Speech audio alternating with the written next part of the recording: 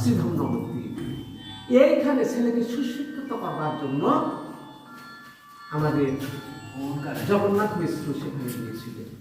তো সেইখানে তিনি পাণ্ডিত্য অর্জন করলেন এবং এই জগতের সর্বশ্রেষ্ঠ পণ্ডিত হচ্ছে শ্রীমন মহাপ্রভু শ্রী গৌরাঙ্গ।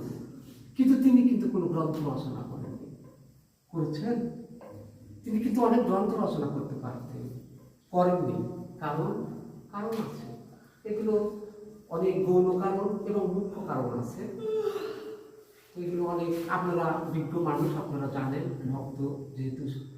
তো একটা কারণ হচ্ছে কলির জীব হচ্ছে অত্যন্ত চঞ্চল, আমাদের আয়ু হচ্ছে কম, আমরা কিন্তু স্থির থাকতে পারি না, আমাদের মন অত্যন্ত চঞ্চল।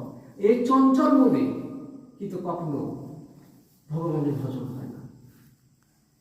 মন যদি স্থির করা না যায়, ভগবানের ভজন